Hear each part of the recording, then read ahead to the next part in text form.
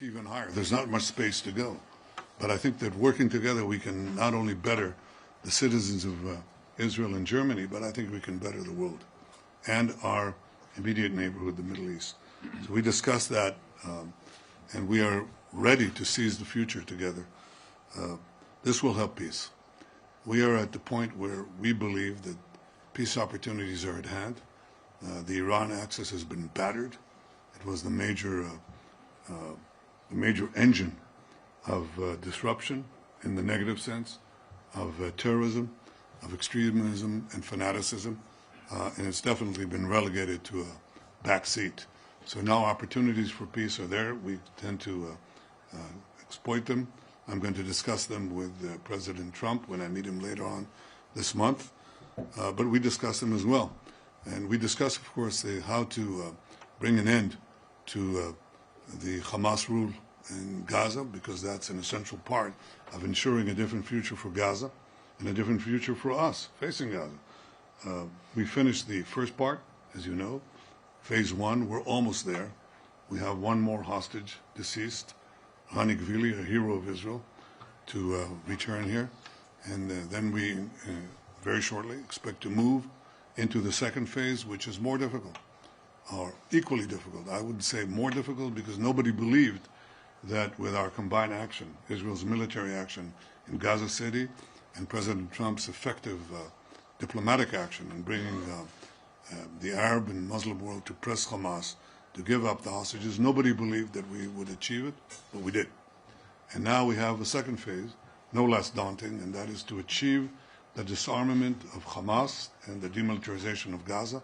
And as I mentioned to the Chancellor, there's a third phase, and that is to de-radicalize Gaza, something that also people believed was impossible.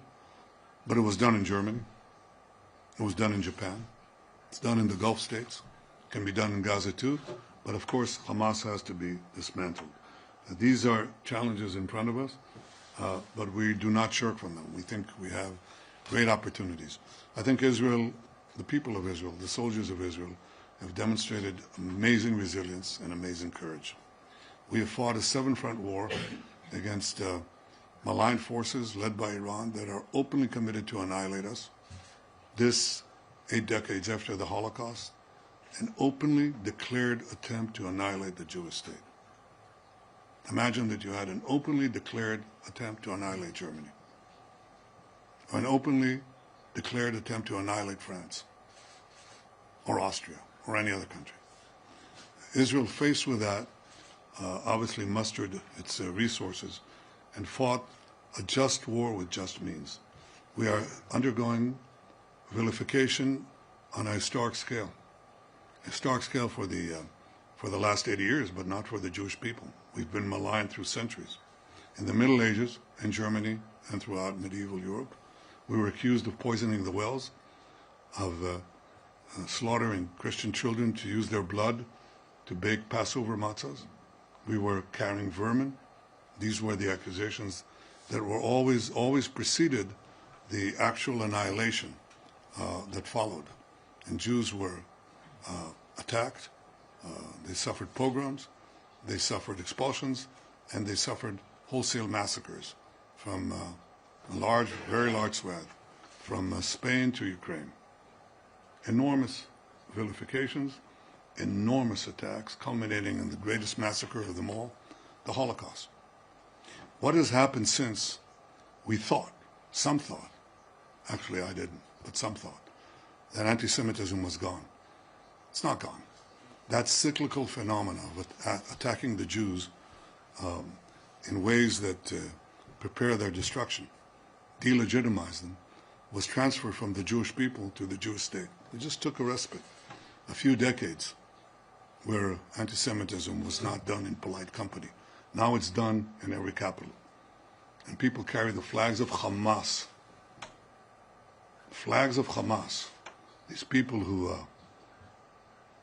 tortured women, raped them, then beheaded them, burnt children alive, babies alive, took hostages, Holocaust survivors, babies.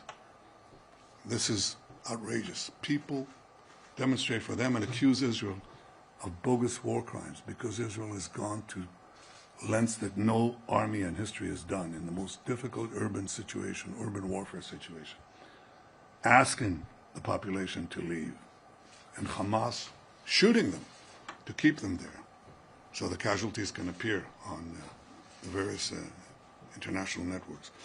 I understand the enormous effect this has on the publics in Germany and Europe and to some extent America. But I will tell you, as I told the Chancellor, there's one big difference. We may not be able to control that, but we have changed Jewish history in the sense that those who vilify us can no longer annihilate us.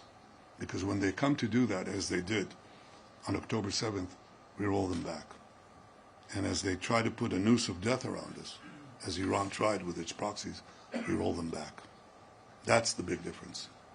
And I think this truth will emanate, and I commend the Chancellor for speaking the truth in a number of important occasions. But we still have a job to do to explain what it is we're fighting, how we're fighting it, and why we're doing what we're doing is not only for our defense, but for Germany's defense, and the defense of free societies everywhere, and I will say our non-radical Arab neighbors as well. In fact, they understand it better than most.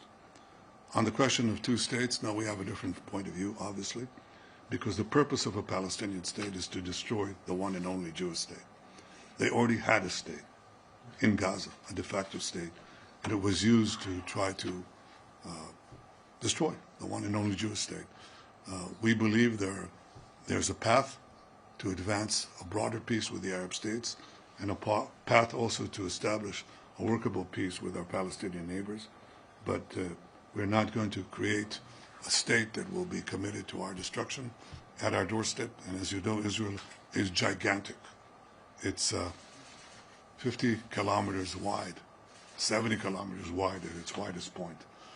And we are obviously going to take care of our security. The one thing that we will always insist upon is that the sovereign power of security from the Jordan River, which is right here, to the Mediterranean Sea, which is right there, that will always remain in Israel's hands. And that means that Israel will control its destiny and continue to protect its security for our sake and for others as well. I have to say, Friedrich, I think we're at the cusp of a new age, because I think that we will achieve the expansion of peace.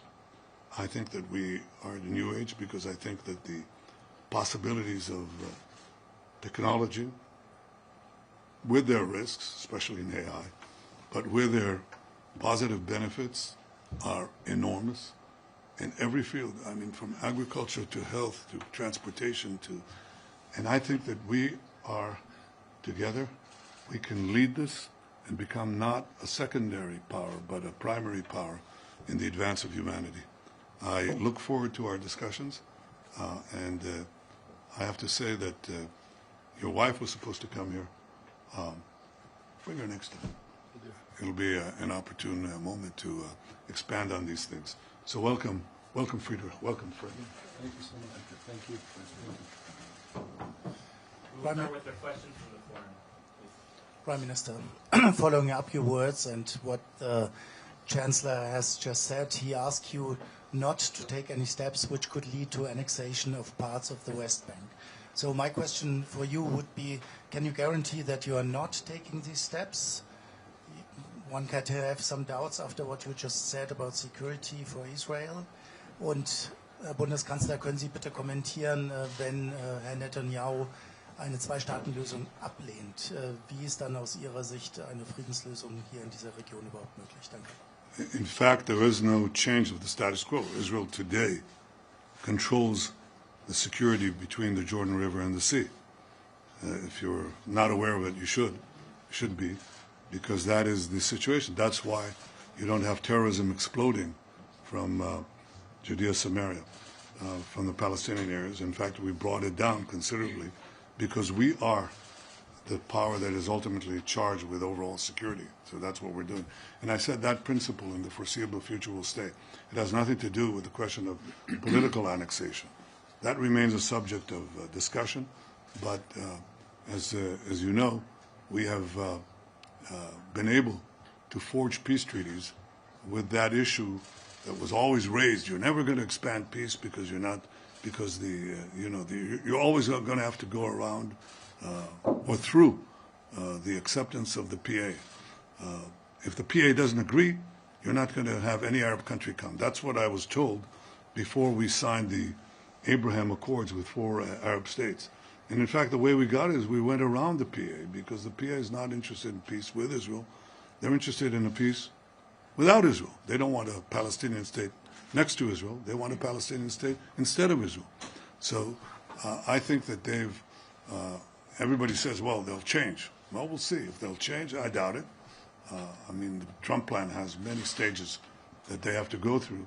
But I think that for most Israelis, we want peaceful relations with our Palestinian neighbors. They have to stop educating their children for the murder of Israel. They have to stop paying for slaves. They pay, the more Palestinians, the more they kill Jews, the more they get paid. And they have to stop naming their public squares against mass killers. We're in the compound of the Israeli government. It's not named after killers. It's not named after people who committed mass murder. There has to be a change. And I can tell you that most Israelis now, if you ask them, okay, would you want a Palestinian state? Okay, we asked that question in the Knesset. There are 120 members in the Knesset. And the question was, suppose they try to force us on us a Palestinian state. You know what the vote was? It was 99 to 11, 10 abstentions. That includes the broadest spectrum of Israeli politics that you can imagine. After October 7th, people say, you know, what will be different? You had a de facto Palestinian state in Gaza. What did they use it for? So people ask this question, and I don't shirk from it. I tell you what it is. But you asked about concrete plans. That is not something that I think we're headed in the coming time. Well, it'll be a question that will be raised eventually, but not right away. Ich kann vielleicht direkt an dem letzten Satz anschließen. Keiner weiß, was die nächsten Tage, Wochen und Monate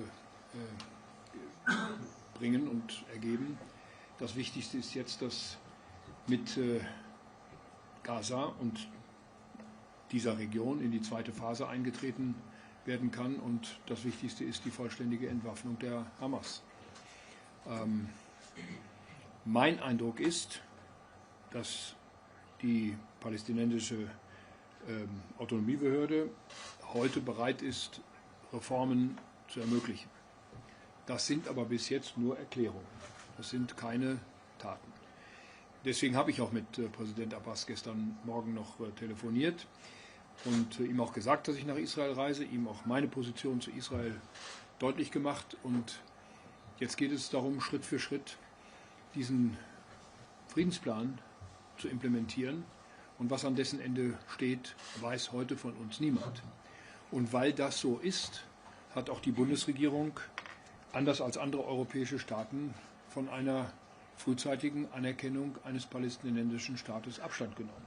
Wir werden das auch in absehbarer Zukunft nicht tun, weil diesem Staat, in Anführungsstriche, bis jetzt alle Voraussetzungen fehlen, um ein selbstständiger Staat überhaupt sein zu können. Noch einmal, was am Ende eines solchen Prozesses steht, weiß niemand von uns.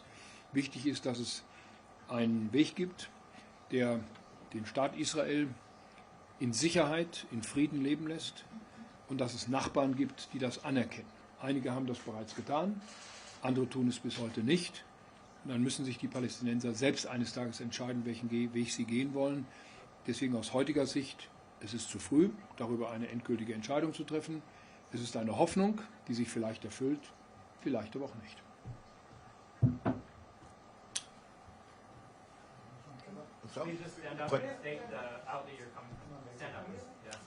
Prime Minister Netanyahu, the framework to end the war in Gaza.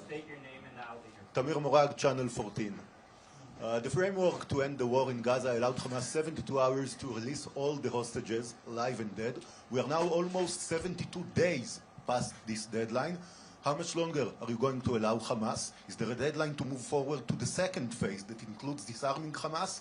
And perhaps more importantly, how are you going to settle the differences with the Trump administration regarding the timeline of disarming Hamas? Because we know that Israeli officials have been talking about no more than a few months, while Americans have been talking about a much more flexible timeline that can stretch up to a year.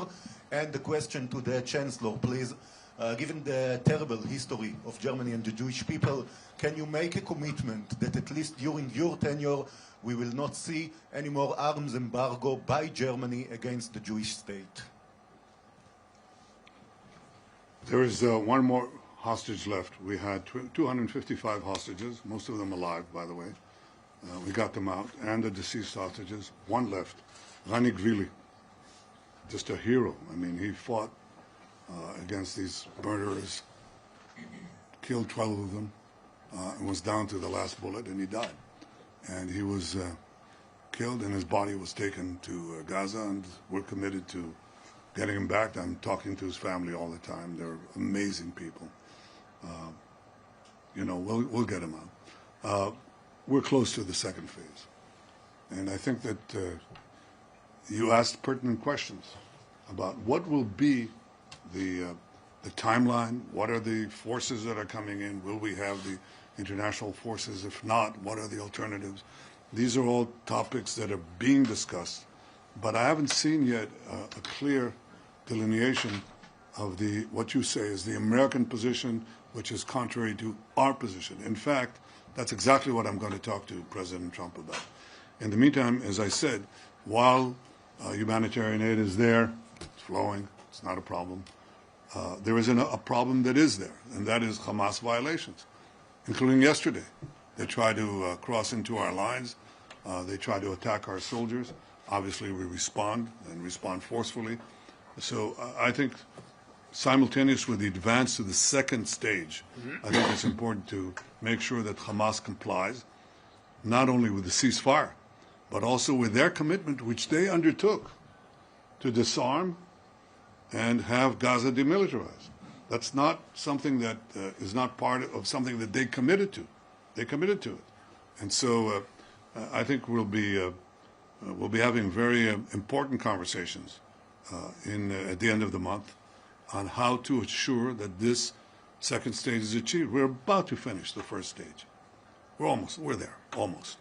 But we have to make sure that we achieve the same results in the second stage, and that's something I look forward to discussing with President Trump. Die Entscheidung, die ich am 8. August 2025 getroffen habe, war den besonderen Umständen dieser Tage und Wochen geschuldet. Die Umstände haben sich geändert und deswegen gilt diese Entscheidung auch nicht fort. Das ist auch von der Regierung, auch von mir persönlich öffentlich gemacht worden. Und trotz dieser Entscheidung, die auf einen besonderen Sachverhalt ausgerichtet war, hat sich vorher und nachher an unserer sehr grundsätzlichen Haltung zu Israel und zur Sicherheit Israels, zur Unterstützung Israels, auch zur militärischen Unterstützung Israels nichts geändert. Und ich gehe davon aus, dass das nicht nur während meiner Amtszeit so bleibt, sondern dass dies jeden Bundeskanzler der Bundesrepublik Deutschland angesichts unserer Geschichte auch in den nächsten Jahrzehnten weiter binden wird. Daran wird sich nach meinem festen Willen niemals etwas ändern. Thank you. Michael Fischer, German Press Agency.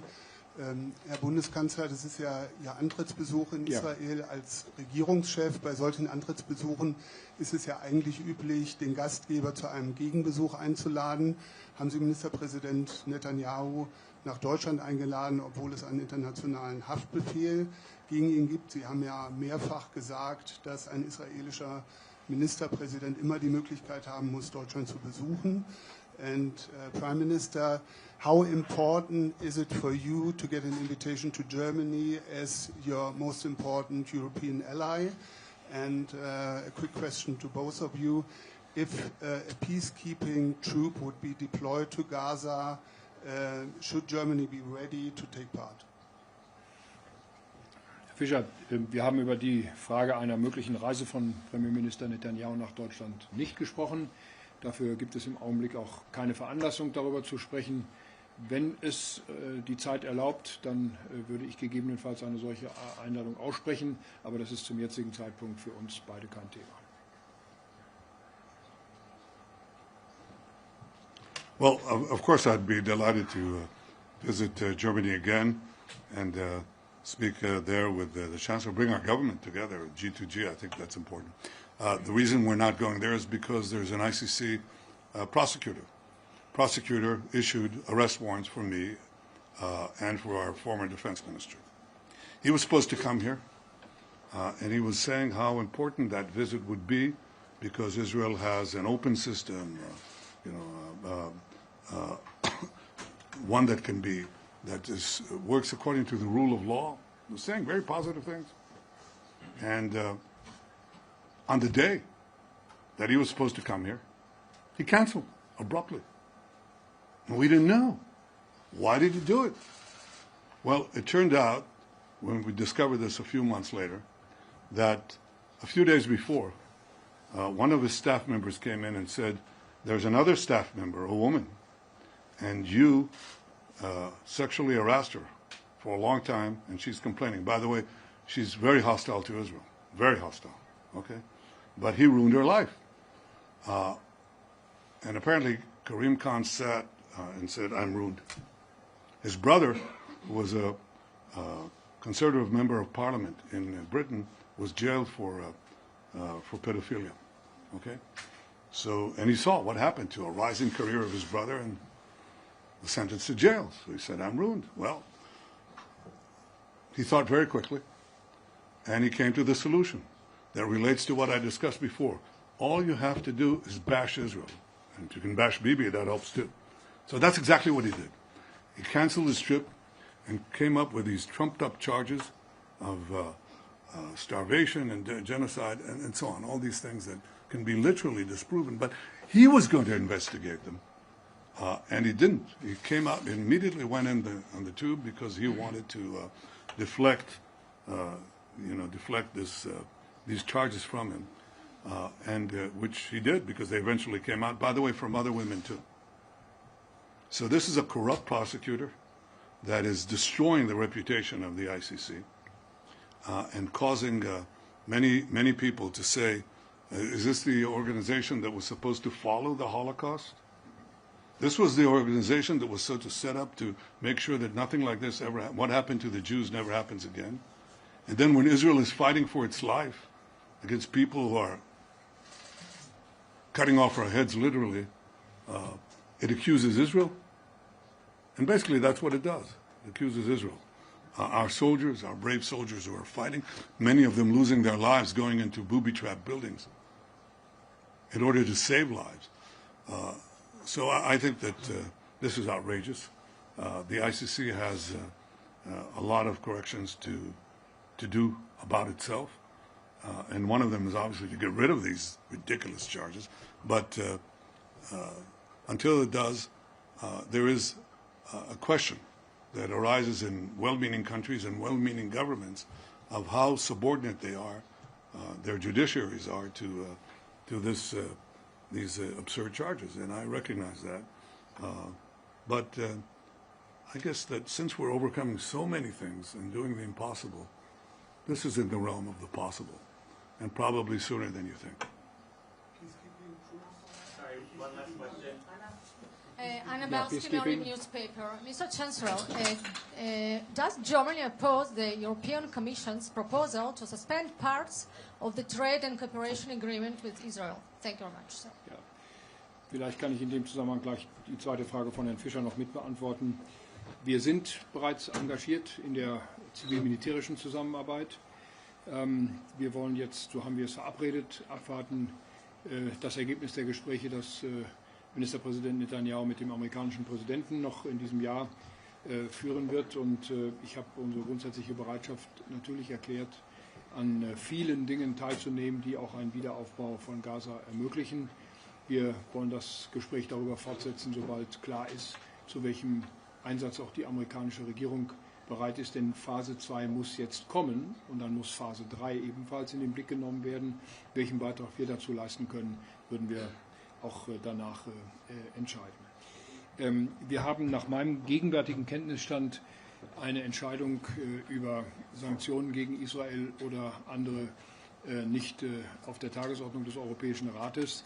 Ich habe das in Deutschland deutlich gemacht und mache das auch hier deutlich. Wir haben kein Interesse daran, die Zusammenarbeit mit der Wirtschaft oder die Zusammenarbeit mit der Wissenschaft in Israel zu beschädigen. Im Gegenteil, wir sind daran interessiert, diese Zusammenarbeit zu vertiefen und zu intensivieren. Und deswegen gehe ich davon aus, dass es keinen zusätzlichen Entscheidungsbedarf auf der europäischen Ebene dazu gibt.